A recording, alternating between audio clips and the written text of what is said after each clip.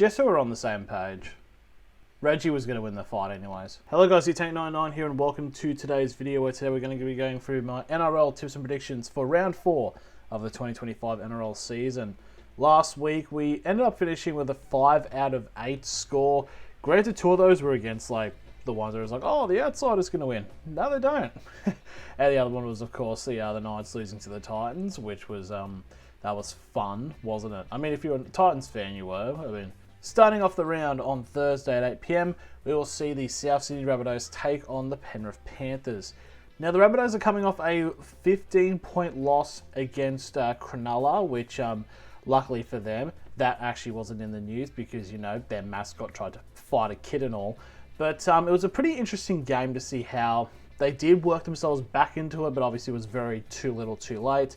And the Penrith Panthers were in a match against the Melbourne Storm where chaos happened, really. Nathan Cleary being out is going to be a pretty interesting thing for them. So it's going to be quite hard to see what will happen this match. Look, obviously on the betting market, it shows Penrith being quite decent favourites. But I mean, I think this is going to be quite a close match. Quite similar to like last week. But I do think that because the Panthers were able to make it excruciatingly close against the Melbourne Storm with the squad they had, I think they should be able to get the win over the Rabbitohs.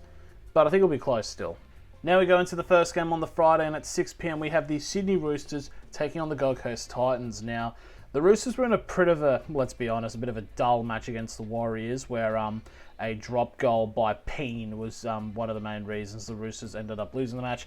And the Titans were able to get the job done over the Newcastle Knights at a pretty decent effort, which was, I feel like, half Titans players showing up, other half of the Knights not. So it's going to be quite interesting to see how this game does play out. Roosters are favourites at $1.47. To obviously, the Titans are in the top 8, but have had the bye in round 1, so they're in a bit of the outside odds. But I don't know. I feel like the Roosters should be a better team going into this, especially in terms of halves pairing. I mean, Connor Watson is out, which is like a big loss to them because he's been genuinely, I'd argue, like their best player consistently so far this season. I know it's really early to say, but like, damn, he's been really good. But yeah, I think Keanu Keeney's going to be out for a fair bit though for the Titans, so this could be quite interesting.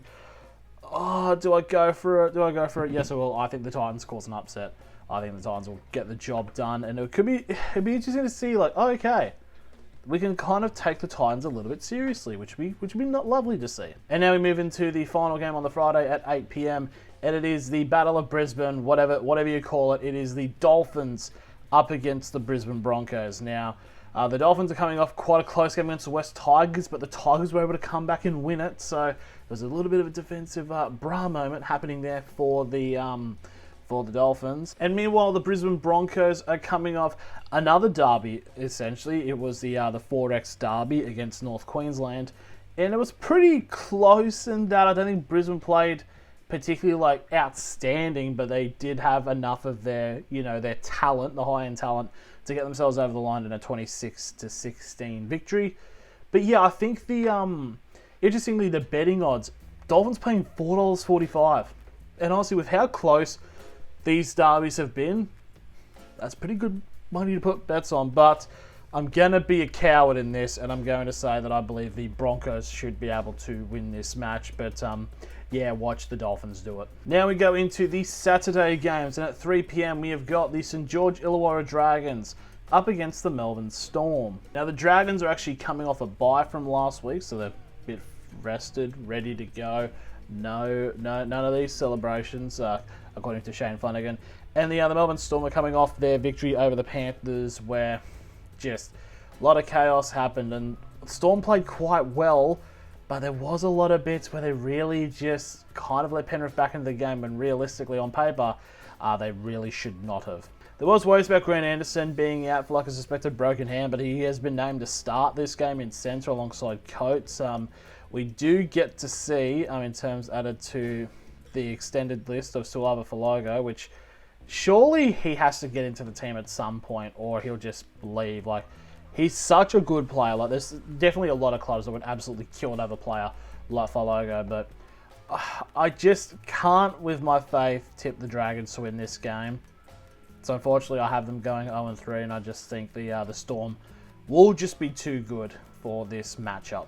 Now we go into the 5:30 kickoff on the Saturday, and we have a very even matchup and a very interesting one.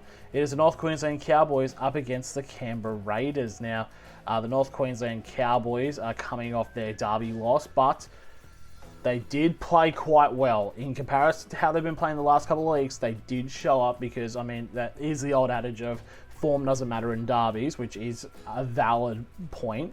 But I think they played rather well. But then they're coming off the Canberra Raiders last week where they got absolutely smacked by Manly at Brookvale, which is, I think, going to turn into a bit of a fortress if it already hasn't been. But it's just, yeah. This match is quite even in terms of the betting market. It's $1.90 to $1.94. The Cowboys slight favourites. I do think this is going to be a bit of a shit fling match. I feel like this is going to be one of those ones where it's going to go down as a match that happened this year. But I do think that I feel like with the home crowd, the home field advantage, I think the Cowboys will be able to get their first win of the season and just scrape it out. I reckon 2 points is what I'm thinking. Now we're going to the final game on the Saturday at 7:35 p.m. And we've got a top 8 clash. And honestly, a match I could probably see later on in September. It is the Cronulla Sharks up against the Canterbury Bulldogs. Now, the Sharks coming off their win over the Bunnies, 13 plus, pretty decent. The Bulldogs are coming off their win over Parramatta, but they were not convincing in that. I think, to be fair, I feel like Zach Lomax had an absolute blinder of a match, but the Bulldogs just about did enough to get over the line, but I don't know. I know it's Parramatta, but you should be putting a fair amount of points on them if we're being specific here. So this is going to be an interesting match to see where the Bulldogs actually see themselves. I think this is a match where, for me personally, they win this. All right, top 4, mate. Yeah, sure, 100%. But this is going to be quite an interesting matchup. $1.26 for the Sharks, $3.90 for the Bulldogs. Do I come out of the woodwork? Do I come out of the woodwork and get on the Bulldogs Dogs of War bandwagon, which, let's face it, most of their fans have done? Yeah, you know what? Fuck it. Let's trot. The Bulldogs are going to win this game. I reckon this is going to be the match that says, yep, Dogs are a top team. This is how they do it. This is how you got to do it. Now we go into the first game on the Sunday at 4:05 p.m. It is the Manly Sea Eagles up against the Parramatta Eels. And the Manly Sea Eagles put the smoke to Canberra in what I've described on social media as the Vers Rugby League team, as the 1 to 12 just doesn't happen in these games. It's either Manly are doing the doing in, or Manly are the ones getting done in. And the Parramatta Eels are coming off, honestly, a pretty decent performance against the Dogs, but just weren't able to get over the line. But they kept it under 1 to 12. So at least that's something. Now, I'll be quite interested to see how this team does line up, especially with the news this morning as a recording of Dylan Walker now being in the team. But I don't think he'll end up playing at all. It's in terms of key predictions, I do think it's going to be a 13-plus victory, but yeah, I think Manly should be able to get the job done. It's I just don't really think there's a lot Parramatta can do despite the effort of Zach Lomax, and it's yeah. And now we go into the final game of the round, 6:15 p.m. It is another interesting top 8 clash, and it is the 4th place West Tigers up against the New Zealand Warriors. Now the Tigers are coming off a come-from-behind victory over the Dolphins over in Queensland, whilst the New Zealand Warriors won a grudge match, is probably the most polite term to describe it, game against the Roosters. And this is going to be a very interesting matchup, to say the very least.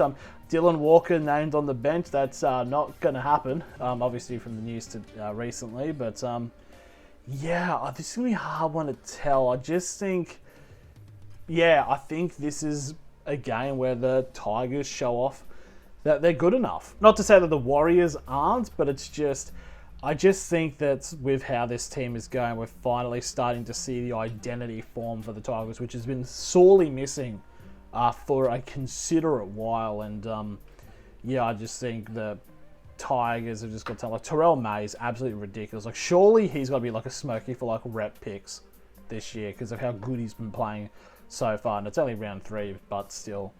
And so I'm going to go with the Tigers to win this game, and that is going to be the end of my tips and predictions. So let me know who you have in the comments below. Thank you all very much for watching, and I'll see you all later.